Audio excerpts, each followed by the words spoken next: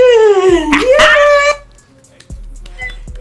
And we're back in the act with another hot film to dissect, Malignant, coming to us from HBO Max.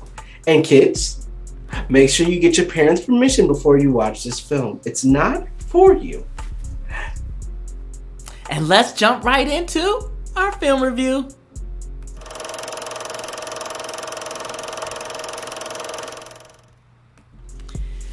Malignant. Do you want to go first, Manny? Sure. Malignant. This movie. I'm going to break this movie down into its 3 acts. So, the first act of the film is when we come in and we see this, we're in this, I guess, mental hospital or whatever, and they kind of lay some groundwork for the story for us, and I thought that was really good, kind of throwing the viewer off a little bit, kind of starting us at what we think is a random spot, but it's actually the beginning of the story as you go along in the film. So yeah, I thought that was pretty good. I thought the cinematography there of kind of showing what's behind it, trying to keep the mystery, because this is a horror film after all, horror psychological thriller. Kind of keep the mystery of what our scary thing looks like. After our scary thing has murdered a few people. And remember, kids, get your parents' permission before you watch this. So yeah, then we jump into the second act where we pick up at another location with another person that we know nothing about. She's coming home from work, just like many of you are, and yeah, she's interesting, and the story gets interesting from there. They kind of do a lot of exposition about what's going on. I didn't really think in the second act there was anything cinematography wise where I was thinking, oh, this is super fantastic or super great. But they're trying to get the story moving along and connect it to where we began in the second act. That's what they're doing, just trying to connect the story to where we began and how we got here and what's going on. And we have a lot of crazy things happening. And I will say one thing that was really cool cinematography wise. There's a room and this person is having something happen to them at another location, and we're transported to that room with another person. And so them being able to do that in the green screen and the CGI, I thought was done properly and done well. That wasn't bad. It wasn't an eyesore. But at the same time, I again didn't think it was amazing, but I'll give them props. And then we get to the third act of this film, and this is where they lose me. They just lose me in this third act of what happens, who's our bad guy, just the scariness and the thrillerness and the side. It's kind of like, how you blow a balloon up and you finally got a balloon blown up, and then all of a sudden you just let it go and then all the air just pops out of it. Like all the air is gone and now you got to blow that thing up again. That's kind of what this reminded me of in that third act. It kind of just went downhill for me there with all of that.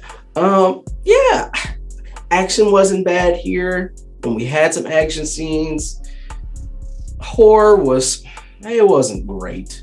Cinematography, it was okay. Acting, there are no Oscar-worthy performances, but what was I? Okay, acting okay.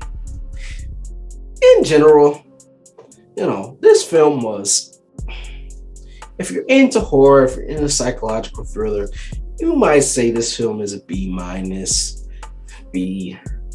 But for the rest of us that, aren't really into this type of thing, gotta give it a C. Average to me. Just average. Well, here I am, James Wan. When I see his name or Sam Raimi, I'm like, oh, this is gonna be intense. This is gonna be good. So I was looking forward to something being different than the general horror film that we would get. That's really not a horror movie. That's just filled with jump scares. And it's not to say that this movie didn't have jump scares. They were there. But I think that there was also this disturbing piece that was capitalized on. I think that they really did capitalize on it being just weird and disturbing. That they capitalized on it being a horror movie with blood and killing. At some point, it was almost like the villain was the Neo of horror movies, taking out people. And so, I don't want to say unbelievable, because when you think about any kind of horror movie, it's going to have some type of unbelievability. Did I make that word up? I'm going to say it's a real word. It's going to have some type of unbelievability to it. And I think that this movie, for a horror movie, was better than what most horror movies that I have come across have been, because they focus on jump scares. However, looking at it from some of the things that didn't sell, like the story, very complex. I think inside that first 30 minutes, 40 minutes, I'm like, what is going on? And it's not to say, sometimes those can be good. You can be lost inside of a movie and not know what's going on, and then it turns out to be really, really good, which is almost for many of those Christopher Nolan movies that are thinkers, where you're lost inside that beginning, but you catch up to what's going on. But it was still a storyline that it was just like, I believe unbelievable, but this is a little too unbelievable. But then when I think about it, for like Insidious, also done by James Wan, and some of his other movies, not all of them need to be believable. So for what it was worth as a horror movie, it was enjoyable to watch as a horror movie, but it wasn't enjoyable to watch as a movie because it didn't have that awesome acting. It didn't have, the music was eerie, but I think that they could have done a little bit better with the music. The storyline definitely was not up there to be that great kind of storyline.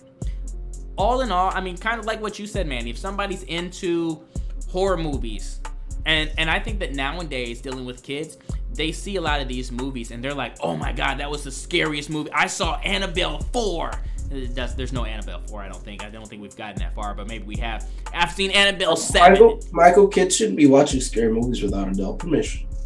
Yeah, well, you wouldn't be watching. I'm saying kids that are 17 and older that are able to. There we go, Michael. That don't need their parents' permission. But these kids, they go around and they see these movies and they think they're so good.